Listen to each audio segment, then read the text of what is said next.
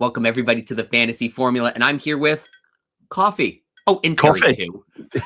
We're here to get you Coffee. ready for the Dutch Grand Prix. We're live ahead of the sprint race. Terry, you've got some coffee too. We've got some news to kick off the hour. You just told us offline a minute ago. Why don't you tell the people? Carlos Sainz and Fernando Alonso will start the sprint from the pit lane due to part firmware changes. So not a big surprise for Fernando. We know he had problems with straight line mode and everything else. So those two, will be having a pit lane start. And not a whole lot lost for either of them. Sainz was going to start this race P18. Alonso was dead last anyway, so doesn't change our strategy too much for the week, but definitely a relief for Alonso because we saw him struggling, like you said, Terry, with that straight line mode. Hopefully that's going to prevent any issues that would stop from finishing the race. Yeah. We've got a lot of members in the chat. Hi, Mexus. Thank you for joining this morning as a member. Race Maven's here. Of course, Terry's here. Race Maven. I'm here to answer your question. Here I am. Mike's in the chat. Welcome back, Mike. The Sims want him to take a -20 for a 4A. Oh. That's going to give you some fits for the next hour. Oh my goodness. There are some crazy sims going around, by the way. Can I just say, when I looked at mine, I was like, that can't be right, surely. I think the Hazard Lawson thing is causing a few sims to go a bit AWOL, aren't they, from what I can see? Yes, and they've done a lot of changes about the turn-by-turn simulations and how he calculates it over the summer break. There was an initial sim earlier in the week, and it was very Ferrari heavy, so I had my team with Lewis as the 2X and a 4A lineup with Charles Leclerc, and it was a very red team. All right, let's look at the results from sprint qualifying yesterday. Terry, in our weekly preview, I asked you if I was snubbing George Russell in my potential 4A lineups. You said yes, and he proved you right by stamping it on pole. What do we think about Mercedes this week? Because now it looks like they have two drivers in form. You've got George, who's starting this race on pole. Kimi, who was fast in FP1, but picked up some damage when he went through the gravel, and it impacted the downforce that he had on his flying lap in SQ3. So I think they'll both be okay this weekend. Is Mercedes still the team to beat? Yeah, I think so. I mean, they surprised me with their pace. I didn't think they'd be as good as they have been. George has had a really good weekend. Kimi seems to still be suffering from a bit of track limits, a bit of, going off every so often, which is probably a bit of a concern for everyone involved who's running Kimi. But I think George has stepped up to the plate. We know he's made changes to the cars. He's talked about having problems with the AI in the engine and all the various other bits. He thinks that Mercedes has got to the bottom of that now. He looks a lot more comfortable. I don't know whether or not they changed the chassis. There was some talk over the summer they were going to do that. They obviously don't announce those sort of things, so they haven't gone public. Whether or not they've just kind of built his car from scratch to give him a bit of confidence. We hear drivers sometimes talking about that, where they go, actually can have a new chassis because something doesn't feel right and something's not quite working. But either way, he certainly looks confident. And I think from Kimi's FP1 performance, it's fair to say they're both going to be in and amongst it, if nothing else, this weekend, which isn't something they've traditionally done at Zandvoort, have they? I mean, they haven't won here since they come back on the Formula 1 calendar. And I think one win in total from Fangio all those years ago is the only victory they got here. And it's interesting because since they've come back a few years ago, the pole setter has won in every race. So gives you some hope for Mercedes. And thinking about the Mercedes constructor this week is so important because some teams would have to sacrifice Mercedes from McLaren to afford a 4A lineup. So I think it's going to be a theme we see throughout the hour here. Ooh, I see a familiar Snoopy icon. It's Rebecca. Hey, Rebecca. Welcome aboard. Hi, Rebecca. One of the other cool things that we took away from sprint qualifying is that McLaren are looking well and truly in it here. Mike sent me a really brilliant article last night from Ruth Buscombe where she talked about the gear ratio that McLaren selected at the beginning of the season. It's a very complex article, but basically it helps them at some tracks. It hurts them at others. And this is one that is going to help them at. The last track that it was this helpful at was Hungary, and we saw the win for Lando Norris. So could be a really good week for McLaren, and this qualifying result will pan out tomorrow too. They've got a whole new department as well. Did you see that this week? No. What happened? They've actually set up a whole new department for those engine problems, like literally a subsection. And because of the issues, because they set all of the gear ratios before the season. And when the Mercedes engine arrived, basically it wasn't synced up, which is what we talked about, because Mercedes don't supply the gearbox to McLaren, they make their own. So that's where their problems have been lying. So they've actually got a whole new department set up dedicated now to solving that engine problem, because they feel that's where their biggest performance gain is this season. They think the car's pretty solid, the chassis is pretty solid. And if they can get on top of it, like Ruth alluded to, there's some tracks, naturally it's okay. This is quite a sort of power-hungry track. We don't see a lot of lifting and coasting on this track because it's quite a short circuit.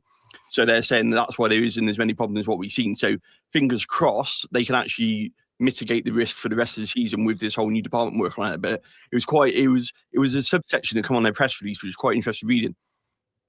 And you can see here, after Lando put it P2 for the sprint today, the latest simulations from F1 Fantasy Tools have Norris right at the top and a good 10 points clear of Leclerc, Antonelli, Piastri, Russell, and others. So I think for a lot of us that have super budgets that can go with a 4A, the question is Lando or Kimi as your 2X boost. Looks like Norris has the advantage here. And then for folks that can go down, let's say between 121 and 124 million, Charles Leclerc is a great 4A second driver to Antonelli, or maybe you could pick and choose which one to 2X boost. And then for Max Verstappen, we entered the week thinking he could be a favorite at his home race. He's always finished P1 or P2 here, but definitely struggling out of the gate and probably a fair ways off of being the 2X boosted driver on our teams. Yeah, definitely. One thing that I do disagree with, though, if we come all the way over here, the driver of the day percentages, it's got Lando running away with it. But I think about Hungary last time out. If Lando can be the first non-Mercedes driver to put it on pole, overcome his teammate in the race, and then run off with it and win his first race of the season, and he still doesn't win driver of the day, do we really think he's going to beat the likes of Verstappen at home, Lawson and Yuki Tsunoda in cars that they're not normally in? You know, if Charles Leclerc has a freak win or something like that, do we really think Norris could get driver of the day? I think the odds are a little bit less than 40% in my head. Yeah, definitely. All right, let's jump over to the chat. We've got a bunch of questions that are lined up already. There's lots in there. Yeah. Okay. Lannister says Norris and Stroll versus a Leclerc Alonso with Antonelli, Bortoletto, Hulkenberg, Ferrari, Mercedes.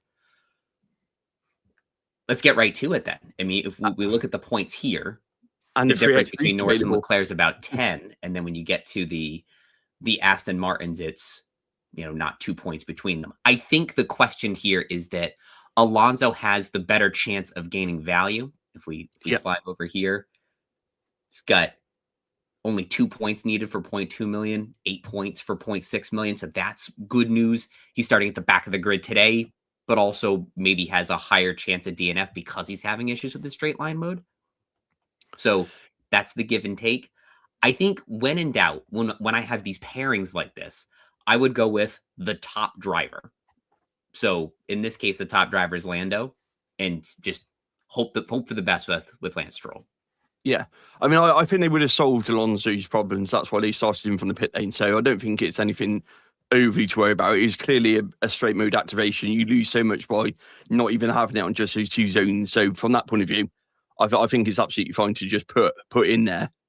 It's fine that they solved it by starting from the pit lane. Terry, I'm watching the chat and we have two Mexis. Is that the plural? I know, I just saw that. So Mexis 1993 says Bortoletto and McLaren or Alonso and Mercedes. I mean, that's a tough one. I mean, Bortoletto looks strong around here. Audi don't look too bad. And McLaren look like they could do well, but Mercedes, two drivers in there. It's a real coin toss. I mean, someone else has put in the chat. Did you see? We might as well talk about this one as well. Someone's put Ferrari, McLaren, Mercedes, also McLaren, Ferrari for constructors. So we might as well do a bit on constructors, haven't we? Whilst we're here, there seems to be a lot of debate about whether or not we switch in McLaren for what kind of feels it might only be one weekend. That's my big issue with bringing McLaren in, if I'm honest. Absolutely, that's a great point, Terry. Because when you come down here, the Sims predict McLaren will be, what's that, about 7 points clear of Mercedes and 13 points clear of Ferrari. And so there's some temptation to pivot over there. Maybe they'll score a few extra points this week, but I'm pretty confident now seeing George Russell at the top of the grid for today. And like you said, Terry, looking ahead to next week, Kimi's taking potentially an engine penalty, which would be huge for Mercedes. That gear ratio that gives McLaren an advantage this weekend, they lose. for Monza. So I think it's a transfer in this week and a transfer out next week. Yeah. So you have to think about those few points versus the 2 transfers. I think some of you have to take a -10 to make that work, which I certainly wouldn't recommend. So to Mex's 1993, I would say Alonso and Mercedes, unless you can get into that with your 2 free transfers. Yeah. And maybe you have one banked for next week. Ooh, Antonio has a good question too. 4A team or limitless?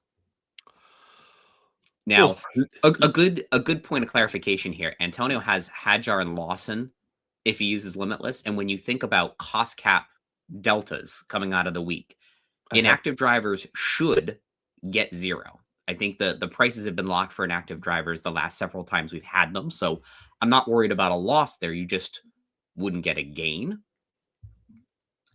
If you can afford a 4A team, maybe you're not desperate for cost cap gains, though. It's got to be one of the last times you use limitless, hasn't it, as well? So, yeah, we're at a point in the season where we're through all of the low overtake tracks. Maybe Baku and Singapore are the last opportunities for it. So I'm okay using it on a sprint weekend. Miami was quite good for it, and you could just take the top 5 right here: Norris, Leclerc, Antonelli, either Piastri and Russell, or Piastri or Russell with Hamilton, McLaren, Mercedes. That's a pretty easy team. Set and forget. Yeah. I know we've just put a poll up for Chits, but someone said about no negative. I think that's some really good points. We've got some tricky races coming up. Malaysia with no history. Singapore sprint weekend, which we all know could throw a curveball. Brazil. I think there's a lot more tracks on the calendar that could potentially benefit from running no negative. I did think about it, if I'm honest. My team kind of requires a bit of a hint. Aston Martin's in there, which makes me feel a little bit nervous.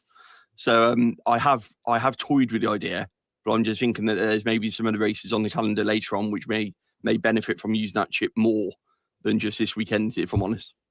Yeah, I think that's one of the few decisions I have made for my team this week. I have no negative available. I'm going to hold it. We're going to see rain eventually, right? We have to. Yeah. And especially with Malaysia, I saw a stat that Malaysia is something like 80% rain in October. Only a handful or so of drivers on the current grid have raced in Malaysia. So I think you could see some chaos there, or at Singapore, which is also sometimes a rainy race. Terry, you had mentioned the poll. Who are you putting the 2X boost on? 51% Antonelli, 44% Norris. So it is razor thin between the two of them. I think part of why a lot of folks have Antonelli here is you could be just shy of an ideal 4A lineup. And so maybe it's Antonelli cost cap builders and the 2X boost by default is on Kimi. Yeah, I just like a question from Raffles View Ministry. Says, could you explain why Antonelli over Russell? Most people will have Antonelli and probably won't make a transfer to bring in Russell. That's the only reason why most teams are running with Kimi Antonelli. So even though he qualified P5, he's still got the potential to qualify better for the actual race itself, obviously on Sunday. And there's potential he can still make up places today from P5. So a lot of teams that you'll see in probably already have Antonelli. And I don't feel it's worth swapping out Antonelli for Russell if you're running Antonelli. I feel it's a waste of a transfer from what we can still see from Kimi this weekend. He doesn't look that off the pace. Top 4 is separated by less than 1/10. Kimi was only just behind it. So I don't feel for 1 minute it's worth a transfer. If you've got George already, yeah, by all means keep him. He's looking strong. But if you're thinking of, should I swap Antonelli to Russell?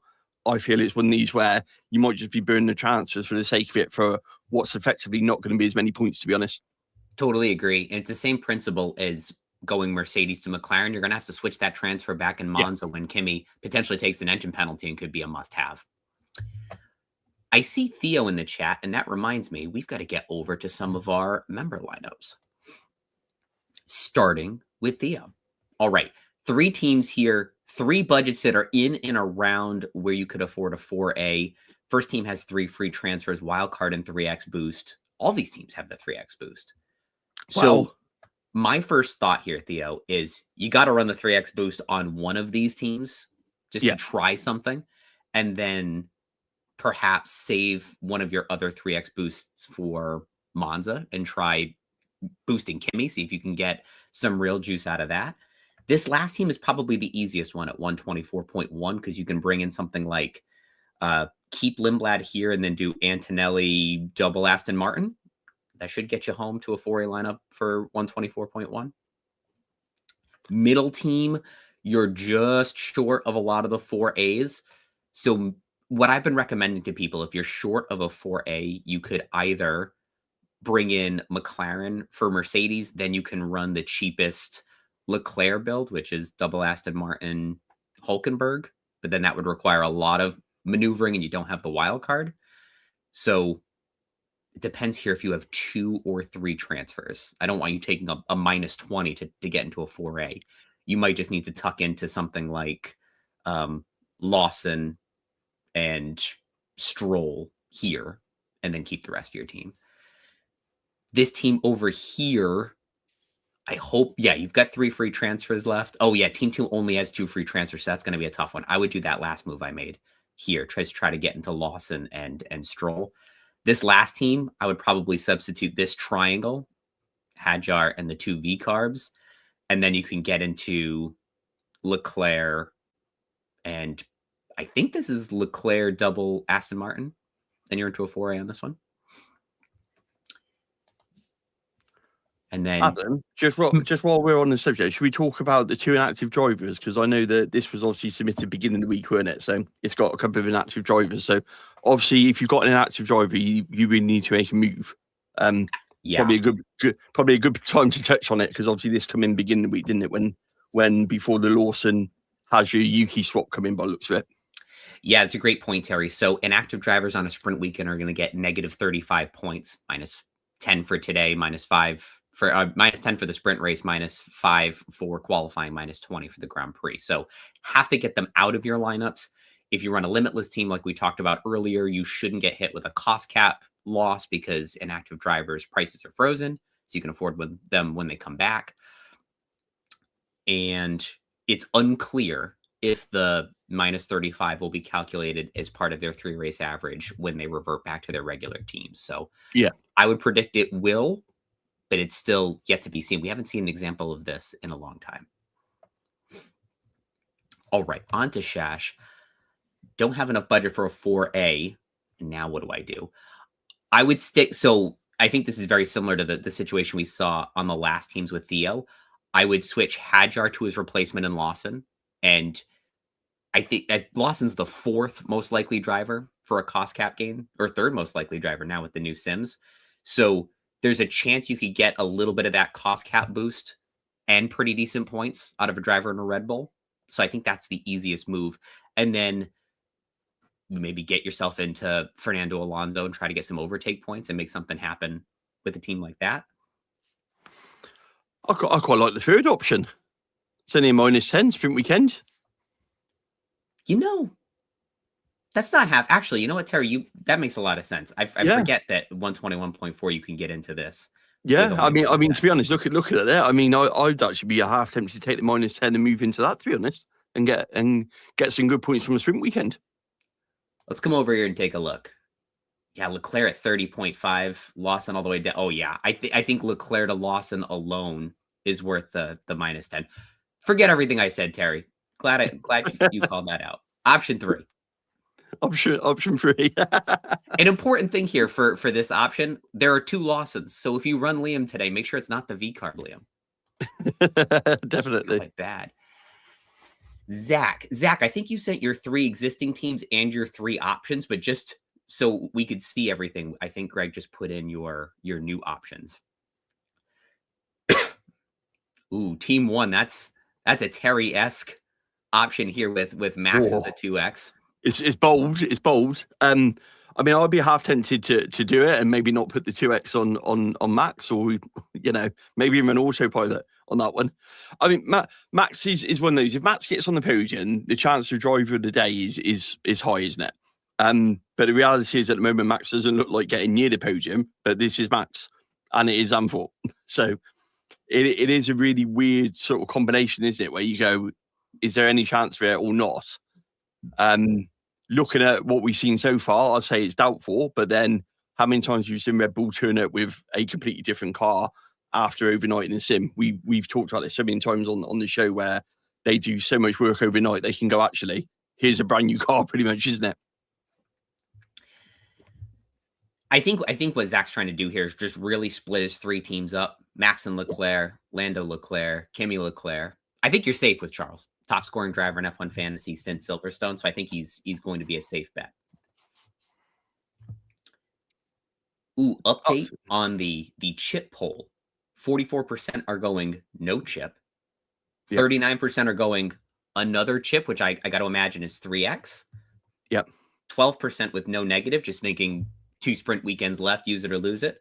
And then 5% going with limitless. So some good spread here.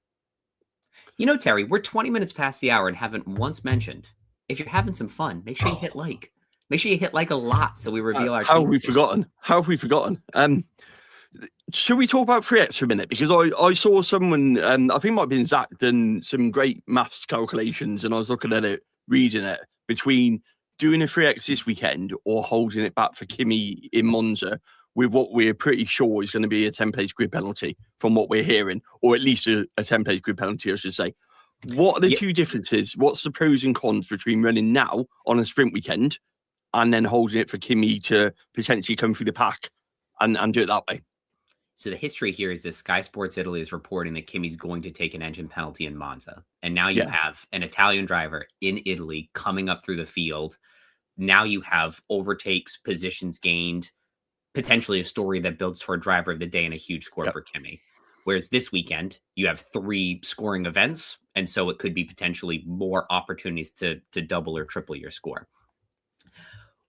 The difference is, I think Lando is probably the driver in form this weekend and the highest scoring driver, whereas next week it would be, or next time out, it would be Kimi. So who you 3X would be different this week versus next week.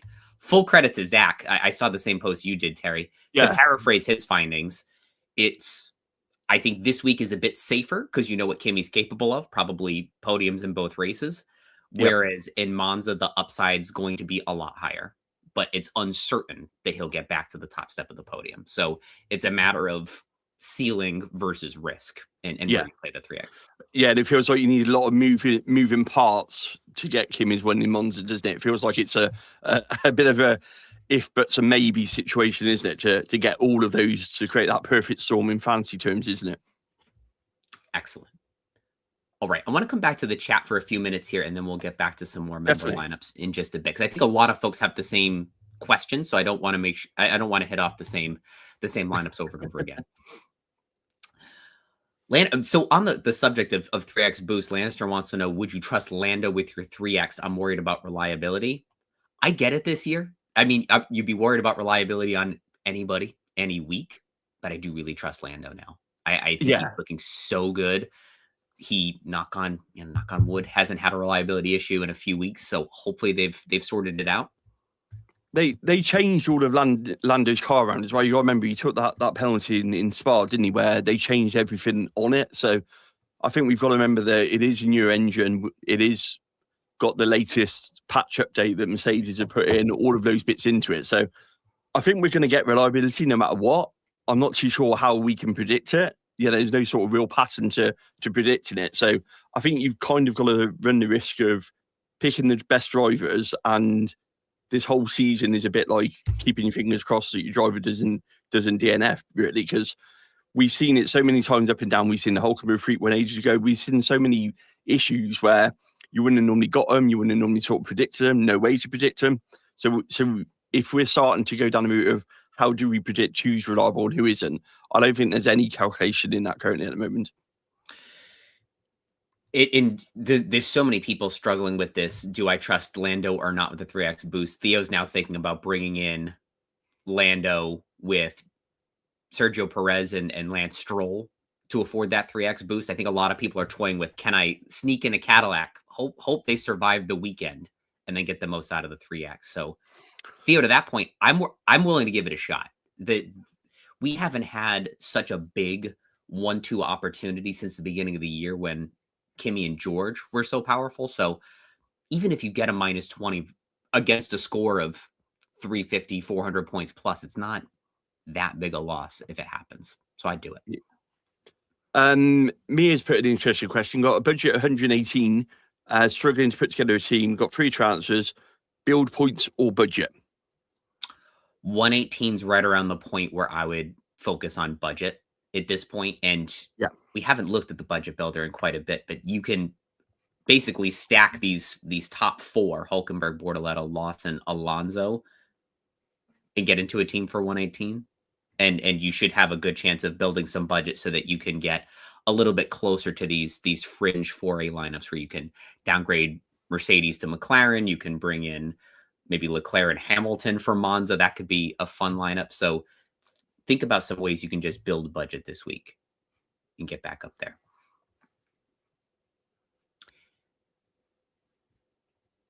Oh, so Lannister says, with the Antonelli damage, are you worried about him not finishing? So this has got to be for the sprint because they'll have a Parc Ferme and a setup change prior to the Grand Prix qualifying and race tomorrow. Is it enough? Is it enough of a downforce loss that he's going to struggle at the top of the hour? No, because you can change your floor like for like and the Parc Ferme. But so, do you have a Parc Ferme before the sprint race at the top of the hour? You can still change. They can change it for the sprint race if they need to, or they certainly change it for qualifying. So normally with a Parc Ferme, if you're using a light-for-light replacement and there's damage, you can swap it over anyway.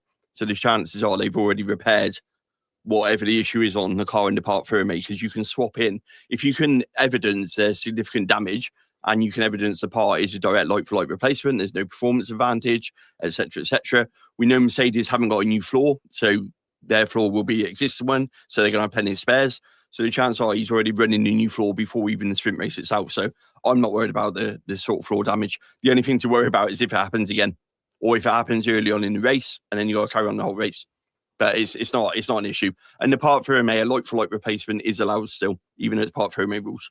With no that makes a lot of sense. They're not going to let a driver start a race with damage that could threaten his reliability. So. Good, it's the same under a red flag. We see it under a red flag when they change like a front wing, that side of things. Same rules apply. So I'm not worried about it. If anything, the new floor's pretty much on it. Like I say, it's not like Ferrari, for example. Ferrari make me feel like their new floors, they haven't got a lot of parts. Now, Ferrari got a brand new floor. They didn't run it during FP at all. They only run it for sprint qualifying. Now, that to me makes me think they haven't got a lot of spare parts for that. So if we see a Ferrari damage, that's potentially something where it might be worth keeping a bigger eye on, because ultimately I think they'd have to go back to an old spec by the fact they've only run it during one session. That makes me think there might only be 2 at the track, or at least only 1 spare between 2 cars, that sort of thing. But that's because it's a brand new spec, so that would cause more of an issue. But like I say, the likes of Mercedes, they didn't bring any upgrades to it. Yeah, keep a close eye on that for those of you running a 4A with Charles Leclerc. If he picks up any damage today, what would that mean for what's left tomorrow? Yeah. We'll definitely be holding our breath whenever someone runs into the gravel after Kimi lost what he called 25 points of downforce in sprint qualifying yesterday. Yeah, so great point on getting those likes in. I've just scheduled my lineup to come out in 7 minutes, 35 minutes past the hour. So let's get those likes in. And in 7 minutes, I will show you. Mine's out. Should we do mine? Yours is out? I believe so. How am I supposed to hold people hostage for likes if you're releasing your team? Let's give them like a teaser, innit? Do you know what I mean? Terry, talk us through what we're seeing here. I don't know. I gotta remember what I put first. Oh, that's right. I'm on Terry's little screen here. It's Norris, Leclerc, double Aston Martin, Nico Hulkenberg, Mercedes, Ferrari. It's a tough one. I didn't want to go double Aston Martin, but budget kind of forced me into it if I want to run Leclerc and Norris. Now, Norris I've already got. So Norris in my team one is a carryover. He was my driver last time out. So that's why I carried on going into this weekend.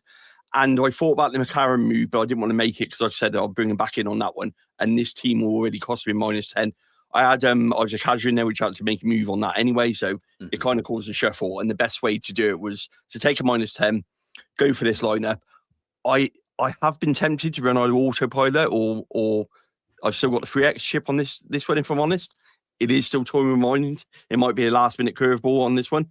Especially with autopilot, I did wonder if actually on the sprint weekend it might be worth doing, but at the moment I've held off. I think you're okay to hold off because you can afford 2 top drivers, and that's a benefit you can have for the rest of the season. Yeah. And that means autopilot's going to be in play on any weekend. If you think about in a few races from now, maybe you have Norris, Antonelli, you're not sure which one's best. Maybe it's a rainy weekend. You could have even something like Monza where you have Norris and Antonelli. You're not sure if Kimi's engine penalty is going to overcome one of these drivers at the top of the grid. There are a lot of different options you can take there. I like your team. Thanks, mate. How about your team 3? I know is And P50 in the global league right now. my secret team. You have the best performing team of any F1 fantasy content creator. It is you, Terry. No, Can you give us a little hint at who the 2x it's a boost is? vicious rumor that is. So my team 3, I've actually locked that one in as well. So I'll tell you what I've got. I've got Antonelli, Leclerc, Hulkenberg, Bortoletto, Stroll, Ferrari, Mercedes. Gotcha. So it's a 4A. I think Yeah. your budget's probably a little too shy to run Lando, even if you wanted to. Yeah. So you're making the most out of Antonelli Leclerc with. Yeah, so I've gone with Leclerc. I'm just short of that. So I've gone with Leclerc. I would have swapped into, potentially Lando Norris or George Russell, but I'm just quite short of it. So I've gone with Leclerc to try and keep 4A and keep that one intact. But I'm quite happy with that one. It's got double Audi, which I'm okay with. And that one hasn't actually cost me anything. That one actually still rolls the transfer to Monza as well, ironically. Ooh, Terry, it's getting rowdy in the chat. Ewan's joined us. Hi, Ewan. Welcome aboard. Ewan is toying with autopilot as well. Probably just 2 top drivers trying to figure out if this is the week to slap the autopilot on. I agree, because I don't totally agree. Going back to my point at the top of the hour with this driver of the day odds for Lando, I think there are a number of other drivers. Man, can you imagine if Yuki sticks it in the top 10, if Lawson sticks it in the top 5? Just a ceremonial driver of the day for Verstappen at the last race in Zandvoort. I don't think it's as close to 50-50 odds as it shows here. So you take 10 points off of Lando, he's right in the clutches of Leclerc and Antonelli. So going back to wildcard, we discussed this many times on the show. What we say is if you took it at a -20 or anything above that to start making moves, look at using your wildcard. Yeah, we've worked off the basis, haven't we, Adam, for quite a while now. If it's -10, you're okay pretty much, especially on the sprint weekend. It's not ideal, but it's kind of a waste of wildcard if you're doing a -10. Anything above -10, start looking at wildcards, and then if that's what you want to do to make the moves you want to, is probably the best advice to put on that one. Absolutely. And for me, I start to lower that bar from -20 to any transfer penalty come October. So let's give it the next 5-6 weeks. Let's get through September, -20 or more, use wild card. But then you get to a point in October where you could just eat the chip. So any -10, just negate it with the wild card. Yeah, I mean, I would say that team 1 used a -10, and I'm uncomfortable with that on a sprint weekend, to be honest. It's not ideal, but it's okay. Would you run your 3x with Kimi and Charles? Yeah, it's potentially one. I mean, like Adam said, it's one where the problem is I think Lando's going to score more. I think Russell might score more than Kimi. So is it a waste of a 3x? Is probably where we're going with this one, isn't it? In terms of playing it this early, that's probably the issue on it. This might be a little bold, but if you want to really make a big push, if you're down in a mini league, or if you want to make a big push in the global league, I'd almost hold that to Monza, because now you have an Italian driver taking an engine penalty. Yeah. Ferrari, obviously a big favorite in this race. Lando probably taking a step back in Monza. That would be a really good 3x boost. And you kind of cover it off both ways. If you run a 3x in Monza with Kimi and say you 2x with Charles, you're kind of hedging off both, aren't you? If Charles wins and it's a Ferrari domination, which we know they like to bring their Monza specific upgrades, etc., you then covered off the points you're going to get anyway as a 2x boost. And then Kimi coming back through, he's going to score you potentially 3 times a load of overtakes, etc., etc. So I kind of think maybe the two together, running it that way, feels like a really good option of covering both off. Is not a sprint race in Monza, Theo. So I'm just getting bold with driver of the day, fastest lap, overtakes and positions gained. But I wouldn't save the 3x boost for Singapore, which is a street circuit we've had years with tons of DNFs. It's a rainy time of the season in Asia, so I wouldn't hold your whole season hostage for a race that could be quite risky. All right. Let me see if my team posted. I had it scheduled for now. Did it post now? Because if it is, I will walk you through it. Yeah, it did post. Let's do it. Modern technology at its best. Here we go. I've got the budget. It's time to flaunt it. Kimi and Lando. with double Audi instead of double Aston Martin. So this is a team that I think can get some good budget gains through the Audis. Stroll probably an outside chance to gain budget this week. But if you think back to our weekly preview video, if Stroll gets 0 points this week, he needs something like -4 to gain 0.6 million in Monza. He's going to be probably the top cost cap builder next time out. So I want him on my team early. Also, if he does DNF, you've got 2 price floor drivers that won't lose value, and I can maintain the 4A. 2x boost on Norris, just for a little bit of a differential, because I think so many of you have the 2x boost on Kimi. When I look at the Global League top 250 where I'm battling right now, a lot of teams can't afford this. So I want to try to apply some pressure and move up this week. So I'll leave that up there for a sec. It's a good team. I like that. I'm feeling pretty good. I don't know. Yeah, it's but every time I feel really good, something terrible happens. It's where that extra budget comes in handy, though, isn't it? It's like you said. It's you can fall just short, like I did with mine on that one team, and then you just go, actually, where do I raise on the compromise? So I think on the sprint weekend, that's gonna get some solid points. Double Audi kind of feels really comfortable. I prefer double Audi over double Aston Martin, if I'm honest.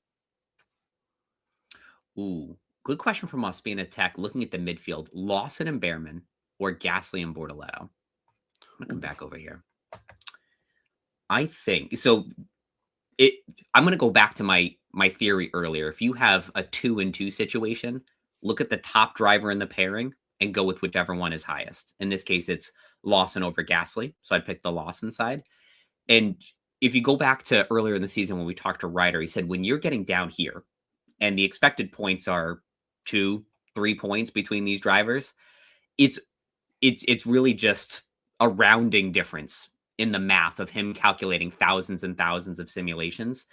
So there's not really any points between them. If you pick any one simulation, a driver that's down here could do better than a driver that's up here. So I always just stick with the top driver in the pairing, compare them, and then in this case, Lawson's the best. Yeah. Sergio, he wants to know about rain tomorrow, and I have the forecast. Let's start with today. Looks like the chances of rain are falling off pretty dramatically. Maybe a little bit of rain with a drying track at the start of the sprint. Maybe a scattered shower later where qualifying is going to be, but pretty dry the rest of the day today. And then unlikely chance of rain tomorrow. Looks like things are looking pretty good for the Grand Prix. So yeah, no, it didn't look like it's going to be a wet race. They said all along it was going to be around qualifying time if we get any. So yeah. I was holding on to no negative all week because there was a point where today was going to be 60-70% rain at the time of the sprint, and that would have been enough for me to play it. But with the rain moving out, I'm going to hold. The 3X one, I'm holding it on my team one. I haven't got it for the team 3, the one that's ranked high up. So it's quite an easy decision for me. So I'm leaving it at the moment. But I think, like Adam said, you're going to get a good lot of points if you do use it this weekend. It's just a case of whether or not you've got like a Lando in your team to make better use of it, or if you're going lower down the grid with a Leclerc and with an Antonelli, is that going to be enough of a difference if they don't get the podiums, or if say you've got a podium which goes Norris, Russell, Antonelli, for example, but you've used a 3X and a 2X on Leclerc and an Antonelli, is that then a waste of a 3X chip? Is probably where I'm looking at with that. Race Maven's reminding me about how wrong we were about this last year. We said there's going to be rain. The track will be drying when the Grand Prix starts. We'll be fine, right? And then Lewis put it into the wall. Kimi had contact with Charles. Lando's engine died, and all hell broke loose. Yeah, that could happen. That could. Yeah, that comes into the acts of God part of the show where we can't be held responsible for that. The good news is, and if some of these things happen, if some of these guys go down, we're all going down. You know, Terry, you expressed some worry earlier with the double Aston Martin. We all have some piece of Aston Martin. So if Lance Stroll bins it, we're all getting that -20. Yeah, exactly. And I think that's the thing, is that all the top teams are running them, so we're all in it together. I'm not going to sing from that show, by the way. Good question from Delta Zero. Can you talk a bit more about positioning the team this week to get ready for Monza? Because we've scattered these thoughts throughout the show, so I'll summarize them all together. Number one, Kimi is rumored to take an engine penalty, which will be at least a 10-place penalty, and he could take more that makes it more. But let's assume it's 10 places.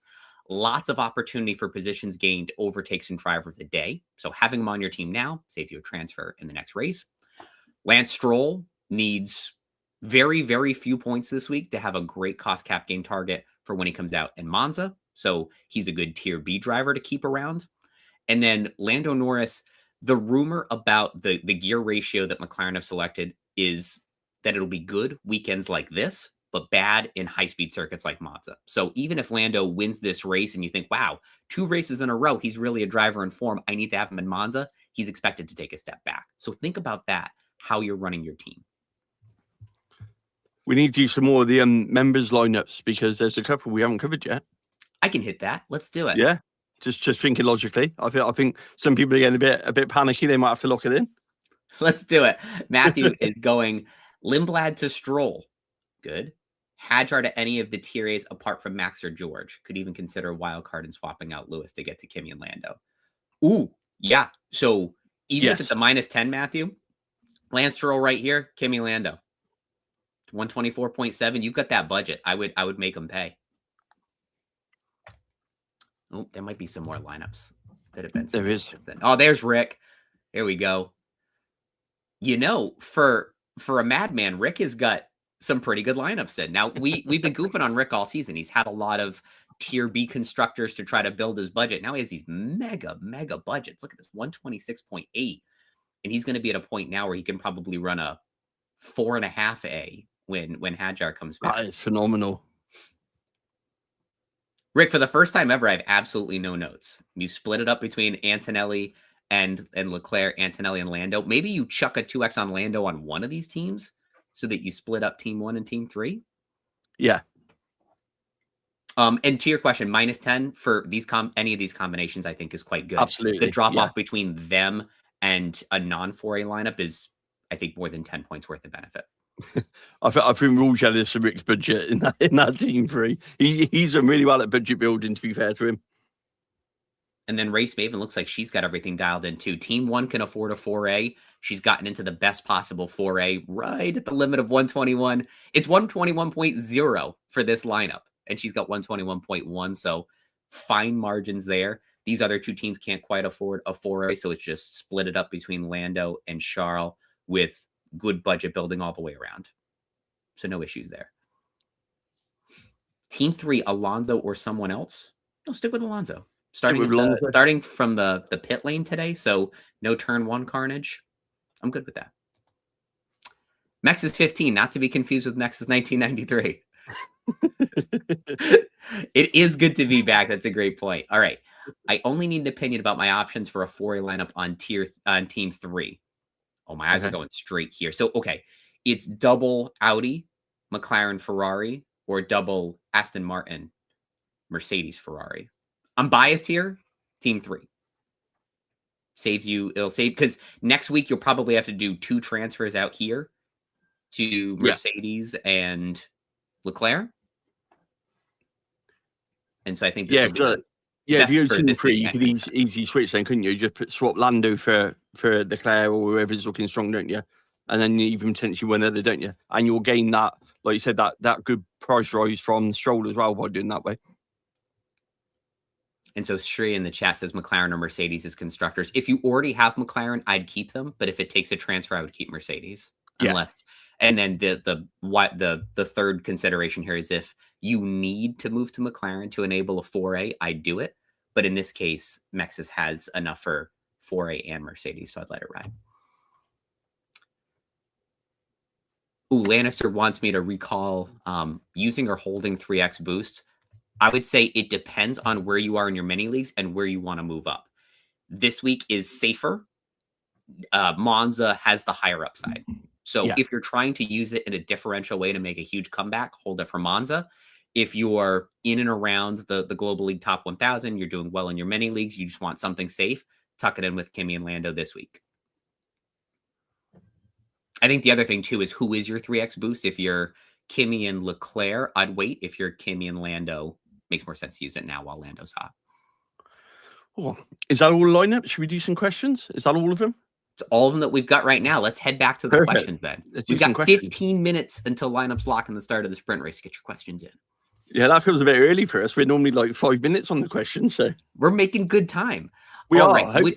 Hopefully, we got some lights as well whilst we're at it. I haven't looked in a while. No, Would you there keep was lights, Lindblad over Alonso? Lindblad over Alonso to switch Mercedes to McLaren. I hope I don't regret this, but no. I would go with Alonso Mercedes. What about this one? I've got Red Bull, but do I go to Mercedes but no 4A? That's an interesting question. Oh. I mean, I don't think Red Bull as a constructor is going to get you a good lot of points this weekend. So I'll probably look at moving out of Red Bull, to be honest.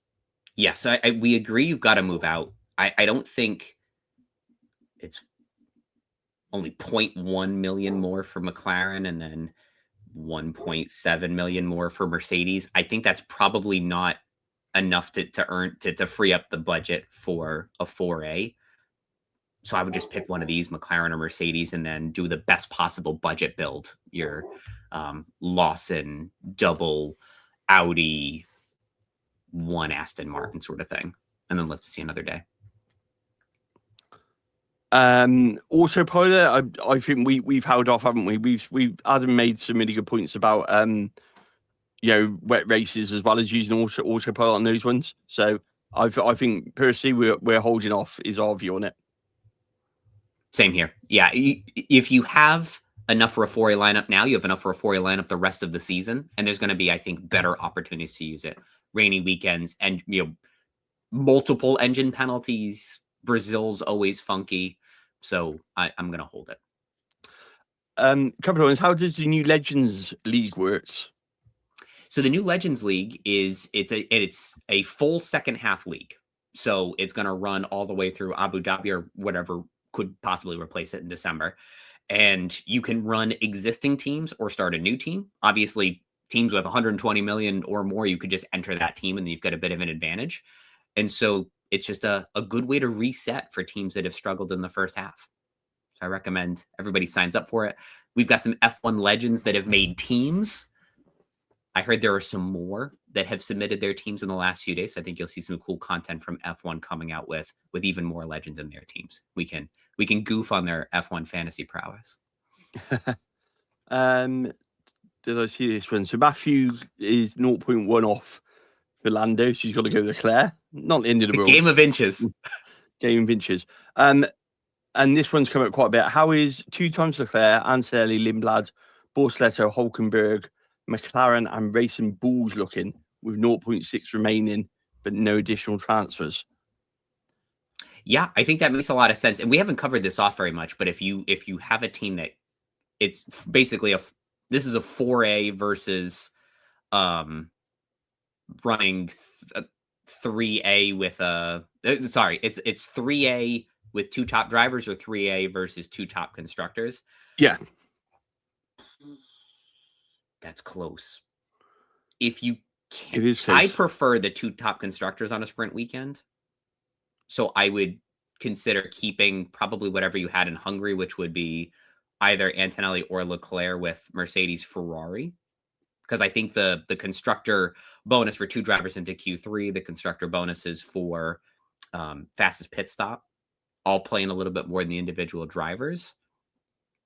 That's my 2 cents. But if I do like Racing Bulls for cost cap gain potential. So if you're just shy of whatever you want to run for the rest of the season, you want that extra 0.3 million between a tier A and a tier B. That could be helpful too. Lindblad or Alonso? Alonso. Probably, yeah.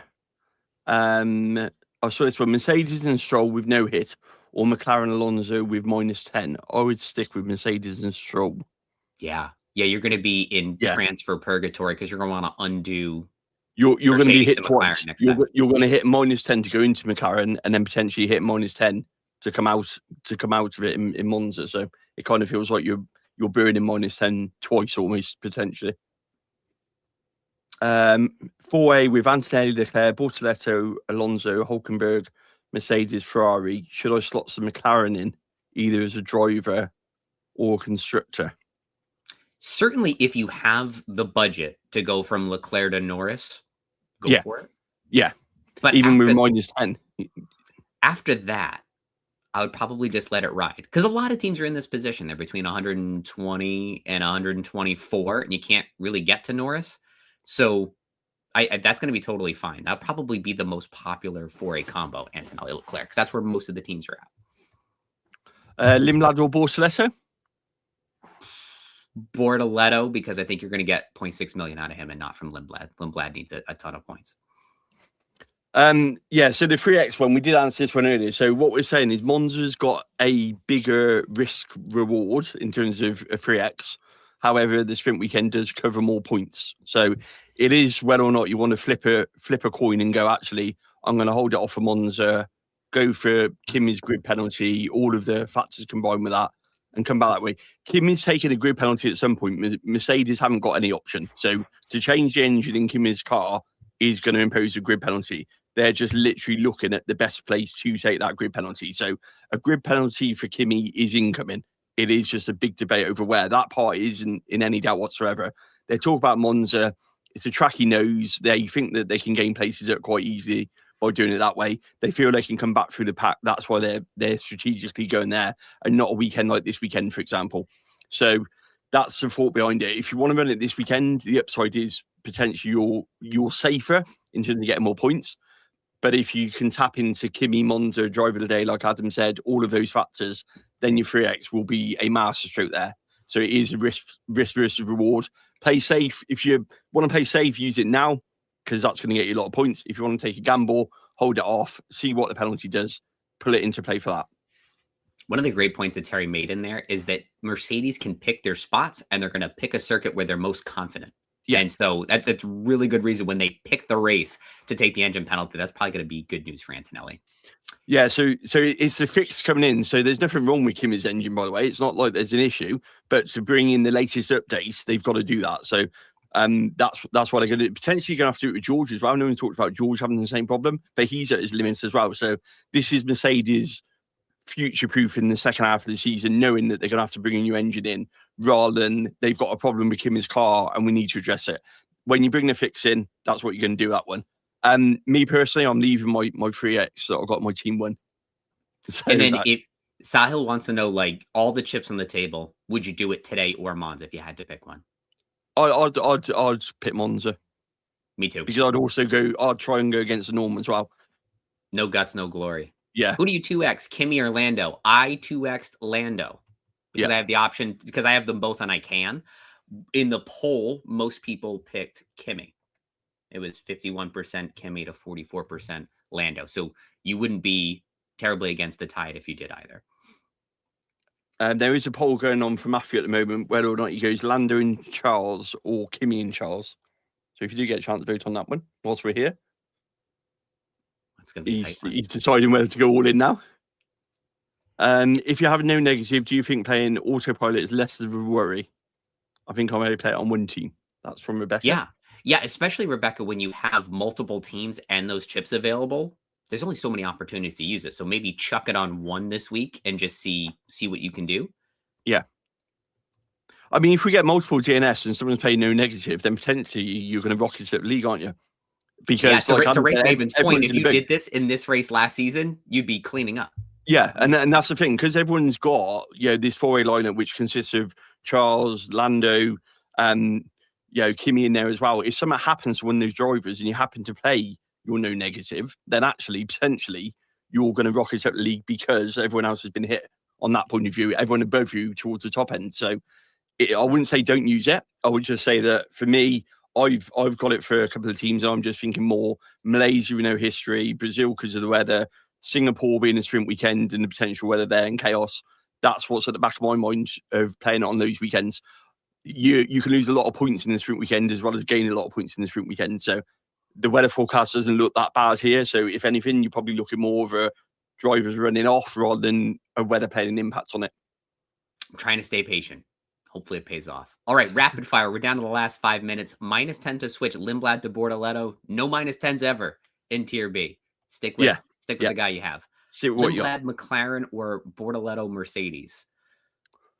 I would say stick again. I wouldn't use the transfers, so I'd stick with the one you have. But Yeah. if transfers were neutral, I'd say Bortoleto, Mercedes, because I think the combination of this week, next week, it'll work out for you better. -10 penalty or wildcard chip to Antonelli, Norris, Mercedes, Ferrari, Alonso, Hulkenberg, and Stroll. Depends, Sergio. If -10 penalty, no, hold the No. wild card. Yeah. If this was Vegas and you still had wild card, I'd say okay, negate the -10, but you still got some 10 races left. Yeah, take the -10, you'll be fine. 2x Norris or Antonelli. I 2x Norris. Yes, Ewan, like the stream. Listen to the man. Listen to the man. Good to 3x and Norris Antonelli team. Yeah, absolutely. If you're going to do it, 3x it. I would probably go Lando for the 3x. Super chat from Race Maven. Thank you. And I see you've been sprinkling memberships throughout the hour. So thank you for that as well. Do I bring in Norris Francelli, but then from Monza, I need to take a -10 to switch it back? No. Yeah, that feels like a lot of moving around. It feels like a lot of movement for minimal points. We talk about sprint weekend. Kimi's got another bite of the cherry. If this was the race and Kimi was P5, I might be a little bit more inclined to not back Kimi as much. But he's got another shot at qualifying in the actual race itself. So I'm not overly worried about Kimi starting P5 in the sprint. If it was the main race, I might be kind of looking at it slightly different. But yeah, from my point of view, he's still got another bite at qualifying, another bite at the race itself. And if you make that move and Kimi happens to put it on pole for tomorrow, you're going to be sat there thinking, what on earth have I made that and potentially burned a transfer on it? We never get into betting lines, but betting lines have Antonelli and Norris dead even for the win tomorrow. So that's a lot of confidence from Vegas that he'll bounce back. Oh, no. There's a post in the chat. I have a bad feeling about a crash in that first corner. Let's put positive vibes that crash is between two drivers that none of us are running, like a Gasly and Albon or something. Not anybody at the top. Mercedes Alonso or McLaren Bortoleto? I'm still Mercedes Alonso. Absolutely. Just see what else we got in there before we go. Sergio, I would take the -10 over the wild card. Yeah. Save your wild card. I've used the -10 on my team one. And I looked at wild card option and thought I'll just take -10. Matthew's gone Lando and Charles, by the way. Good pick. Yeah, good pick on that one. Which was against the vote, can I just say? Mia's team, I think if I'm understanding you right, it's Mercedes, McLaren, or Ferrari with a -10. If you can run Mercedes, McLaren, run that. Yeah. I would say avoid the -10. I don't think there's more than 10 points between those three constructors. So whatever avoids a -10. Or if you had Mercedes and VCARB, you're taking a -10 no matter what, I'd pick Mercedes, Ferrari. But let me know if I misunderstood how you listed your lineup.